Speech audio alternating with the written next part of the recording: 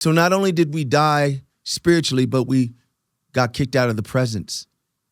And so God punished Adam and Eve by having heavenly cherubim, who are normally stationed around the Lord's throne, were also appointed to guard the tree of life, so that Adam could not have eternal life in his sinful nature by eating the tree of life.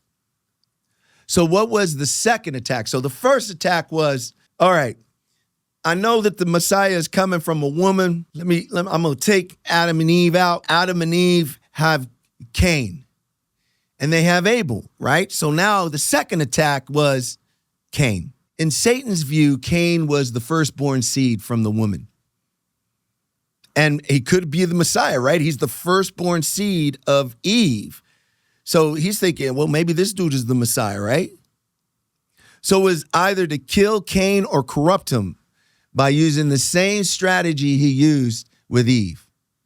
Temptation into sinful rebellion. In Genesis chapter 4, verses 3-5, and in the process of time, it came to pass that Cain brought an offering of the fruit of the ground to the land. Abel also brought of his firstborn of his flock and of their fat. And the Lord respected Abel and his offering, but he did not respect Cain and his offering.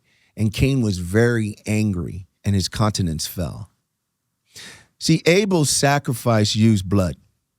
Remember, there had to be the spilling of blood for the atonements of sin. So when Abel's sacrifice used blood and God saw it as a more acceptable sacrifice, it was because the blood that atones for the sin. In Leviticus chapter 17, verse 11, for the life of the flesh is in the blood, and I have given it to you upon the altar to make atonement for your souls. For it is the blood that makes atonement for the soul. So Abel's like, hey, okay, I'm going to give you a sacrifice of my flock, and I'm going to use blood. Well, it's the blood that atones for sins at that time. Cain's offering of crops was from the work of his own hand, and it was produced from the soil that God cursed, right? Why didn't Cain go and get, hey, Abel, let me get one of your lambs. Let me get, I'm going to sacrifice to God too. You got to think, was Cain trying to outdo Abel? Looking at Cain going, man, I'm not going to give him that lamb. I'm going to give him something that I've worked really hard from the sweat of my brow. I'm going to give him something that caused me to work. You see, the thing is that you have to understand is God doesn't care about your work. God cares about your heart. Abel was like, I'm going to give this from my heart. So he sacrificed an animal and used the blood. Cain said, I'm going to sacrifice and show you that I worked really, really hard to make this crop. I'm going to give it to you. And God goes, that's not good enough, man. That doesn't do anything for me.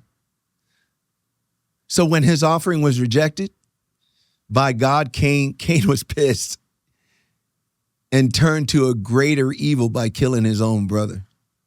In Genesis chapter 4, verses 8, now Cain talked with Abel, his brother, and it came to pass when they were in a field that Cain rose up against Abel, his brother, and killed him. See, so Satan planned working here, right? He has Abel killed, and now Cain is wicked, and there's no way that the Messiah would come from him.